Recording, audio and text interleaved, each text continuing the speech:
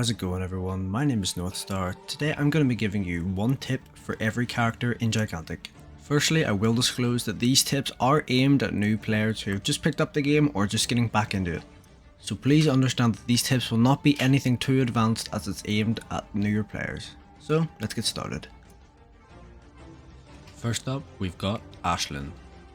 The best thing I can tell new Ashlyn players is to constantly make sure you're moving Kajir around the battlefield in between your allies and make sure he stays alive. Ashlyn's abilities rely on Kajir to be alive to use them. If you let him die, none of them can be used. Also, with certain upgrades, Kajir can provide armor and healing to allies around him, and him dying means he will not grant those anymore. Additionally, if Kajir dies, you will be briefly stunned. Up next, we have Uncle Sven. With Uncle Sven, I want to stress the importance of taking bounces off me into Absorption Matrix. Placing down an Elastic Ooze and a Healing Waters inside of it with these upgrades allows you to heal allies for 500 HP over 10 seconds. This is extremely powerful as it will also grant them armor and help sustain them in a fight. Up next, we've got Vadasi. Vadasi can dish out some of the highest healing in the game and also grant her allies armor. To counter this, try taking poison abilities and abilities that either crack or break armor. Additionally, since she's going to be a key component in sustaining her team, try and get her out of the fight early by bursting her down or forcing her to reposition away from her teammates. Up next, we've got Beckett. Best tip I can give new Beckett players is to constantly switch your weapon every time you run out of ammo with one of them. This means you can constantly be dealing damage for your team without having to worry about reloading. Additionally, with this tip, since you'll always be dealing damage, your focus game will be greatly increased and it means you can have a focus out as often as possible. Up next, we have Ramsay. With Ramsay, it's extremely important that you take bouncing around into counterplay level 1 and 2 on your right mouse button. This now means that when you hit an attacking enemy with your rush ability, they'll be interrupted. This can be great for peeling for your team and also makes you amazing at 1v1ing opponents. This also enables you to stop power orb collection and means you can stall power orbs for your team. Up next, we have Charnok. It's very important to take burn notice on your LMB. Charnok has quite inconsistent damage and is quite easy to kill. While he does have burst, again it's quite inconsistent.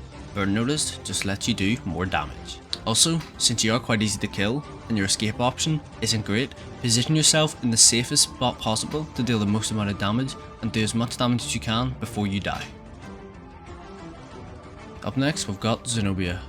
Be careful when using Xenobia's focus because it can actually be used to save enemies from your teammates. This focus disables enemies and prevents them from taking damage from other sources apart from your focus. So if you use this focus on a low HP target and your teammates are about to kill them, it can actually save them and give their team time to jump in and save them.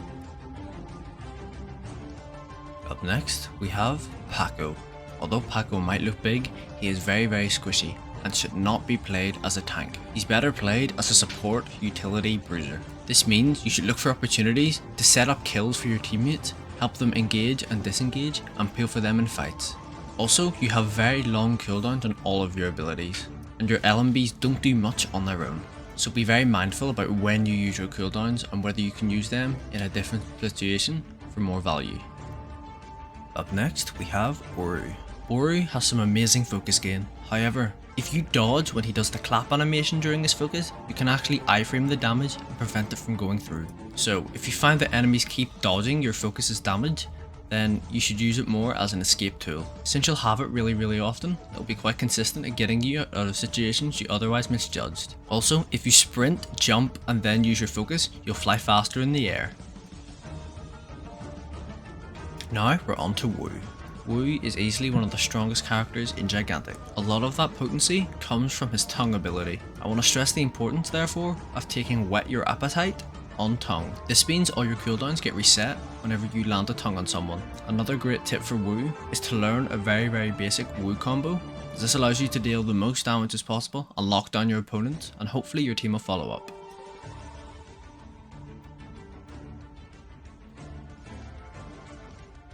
Now we're on to Ezren. Just remember with Ezren that you're very vulnerable while in your focus and can get interrupted out of it. Just keep this in mind and think about who can interrupt you or stop you from using your focus before you use it. Up next we have Zandora. While she may look tanky, she's actually extremely squishy. So prioritize helping out your frontline, staying alive and buffing allies. Your focus however is actually very strong. Just remember, Curse and Purged will remove it. Now we've got HK 206. Best tip I can give new HK players is in order to deal damage you have to survive. Therefore when it comes to team fights you want to stand in the safest spot possible to deal the most amount of damage you can. Any sort of high ground or off angle that allows for an easy escape works great. Also remember, you are not Bastion from Overwatch.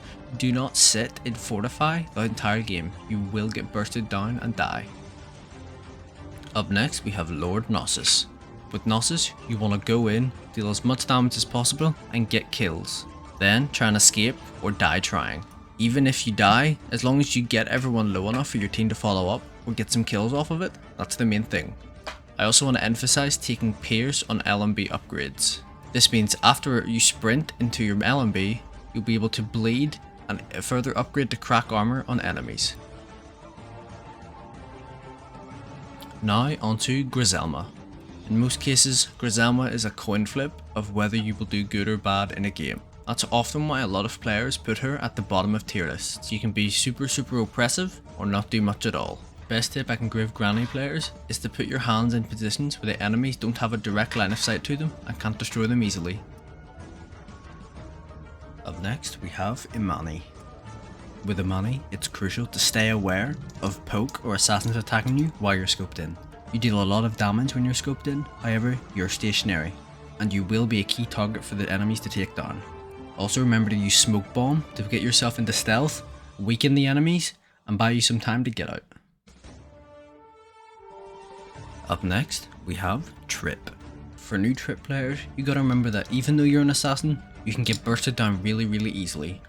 So for the Tripp tip, I think it's incredibly important to save either your invisibility on your E or your electric slide on your Q as an escape. Your Q ability is a fantastic kill confirm. However, just be sure that you save your E ability to get out.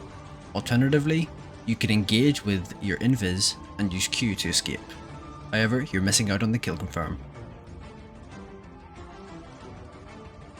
Now, we have T-Mat.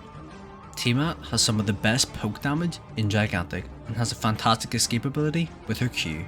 It's key that you poke down key targets such as supports or whoever is dealing damage on their team. This ensures they will either have to back up, use their cooldowns to keep themselves sustained, or leave the fight. Also remember to save your Q ability for escape if needed.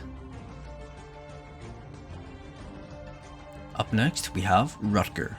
While Rutger does look big and tanky, if he loses his shield he can get bursted down extremely quickly. So make sure that before you engage on someone you have sufficient shields to get you through the fight.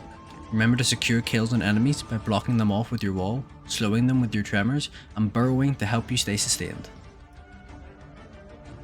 Up next we have Tyto Swift. For Tyto, a fun thing you can learn is to do Tyto Tech.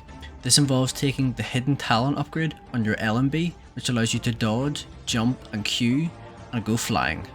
This adds another escape option to your arsenal. Since you are quite squishy and rely heavily on mobility to avoid damage, using this can get you out of a fight in a pinch. I'm not great at explaining this, so I'm going to link you Swaggy's video in the description below. Up next we have Margrave. With Margrave, always be watching what your allies are doing. Be ready to help them get out of a situation that they've misjudged or to help them secure a kill. You'll also have to engage onto enemies and be ready to interrupt points if needed. Now onto Voden. For Voden, remember that the Geyser upgrade on your E ability is a must pick. Geyser allows allies inside of Wellspring to super jump. This is an amazing ability that can be used to escape a fight or engage onto one. This also allows for easy access onto difficult to reach points, such as D point on Sirens. Lastly, we've got Mozu. Mozu is a ranged DPS that can dish out a good bit of damage, but her kit also has a lot of utility. She can provide deflect, slows, and easily reposition with teleport.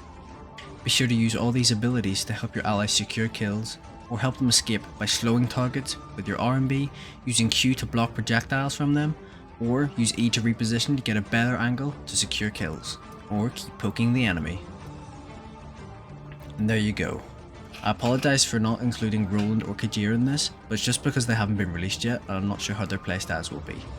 Also, I know I didn't give exactly one tip for every character, I just felt like some of them needed to be elaborated on a bit more. But anyway, I hope you guys enjoyed and I hope you found it useful. We haven't got long until their official release, and I'll definitely be streaming the game over on my Twitch. Be sure to wishlist the game on Steam if you haven't, and try and get some new people onto it. Thanks for watching, hope you enjoyed.